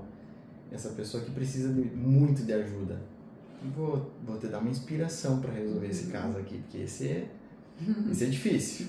É verdade. Mas essas coisas elas acontecem, né? A gente vivencia muitas vezes esse tipo de coisa. É legal, é muito legal. E essa predisposição, né, Anderson, eu sinto também, porque não deixa de ser uma humildade, né, também, né, você, poxa vida, né, o que eu faço? Quer dizer, você sabe que você não é onipotente, que você não é Deus, não, muito pelo contrário, né, então, estudar constantemente, né, meditar constantemente, cuidar da própria saúde, né, eu até falei hoje, né, para uma cliente que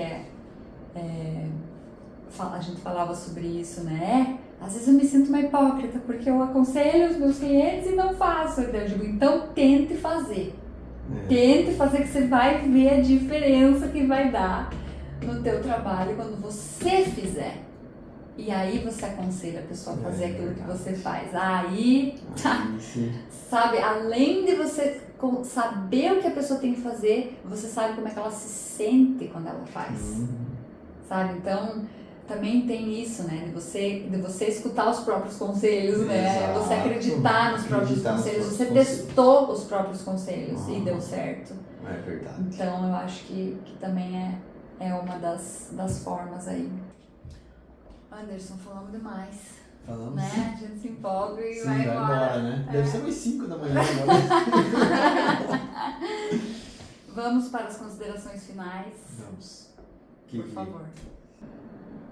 Eu acho que de tudo que a gente conversou, fica realmente uma satisfação do que é que a gente pode, de que forma a gente pode ajudar as pessoas.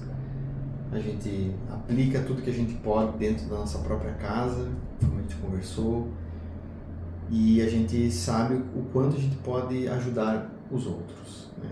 Por conta do conhecimento. O conhecimento liberta as pessoas. E a gente sabe que tem muita coisa que pode ser mudada e que mudaria a estrutura das famílias, inclusive. Mudaria muita coisa lá e automaticamente, claro, envolveria toda essa questão psicológica, vai ter muita vantagem visual, vai ter muito conforto, vai ter muita satisfação no que for fazer.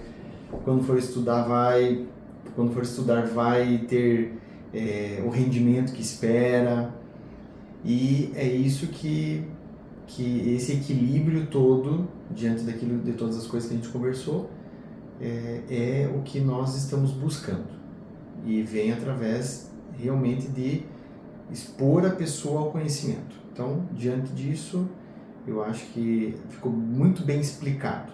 Ficou tudo muito bem fechado, assim. A gente, né, andou por muitas estradas, mas elas convergiram para a mesma questão, e eu acho que foi muito legal, foi um prazer, né, ter esse tempo aqui de conversa contigo. Tivemos uma troca de experiências profissionais incríveis, então foi uma alegria mesmo. Deus abençoe você. Amém, que bom, Anderson, obrigada. Eu que agradeço pelo teu tempo, pela tua disponibilidade.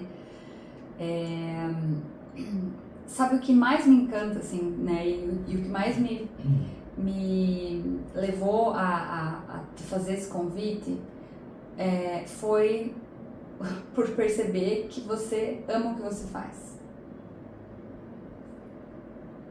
Então, quando a gente ama o que a gente faz, a gente resolve. Sim. Sabe, a gente vai atrás, a gente não tem preguiça. Eu sempre falo isso para os meus clientes de orientação vocacional. Você precisa trabalhar com o que você gosta. Porque se você gostar, você vai ter saco para estudar. Se você não gostar, meu querido, você não vai querer nem passar perto. Exatamente. Sabe, e a gente precisa, só que não é uma obrigação. Tem que ser um gosto, né? Então eu percebo isso em você, né? Antes de te conhecer como profissional, você atendeu meus filhos, né? Eu lembro quando você deu a dica, né, pro Guilherme: tira os olhos do computador e olha lá para a árvore lá longe, né? Eu digo, nossa, que máximo isso, né? Nem sabia que isso existia, não, porque o olho é um músculo, não sei o que, não sei o que. Então, dicas, né, práticas e preocupado com ele, com a saúde visual dele, né? E isso, eu preciso ver isso, né, nos profissionais que eu atuo em parceria. Porque é aí que eu sei, né? O resto a gente corre atrás, a gente pesquisa, a gente não sabe tudo. Tem milhares de inovações todos os dias, né? Cada caso é um caso e a gente vai cavocando e vai falando com o outro. Mas quando você sente que o paciente, né, que o médico, que o profissional, como você, ama o que faz, não precisa mais nada. Porque o resto tudo é agregação, né? É um plus. Então, parabéns, né, pela tua profissão, parabéns pela tua dedicação e obrigada pelo teu tempo, né? Como você falou, a gente está à disposição e com certeza muitas parcerias aí pela frente. Com toda certeza. Querido, obrigada.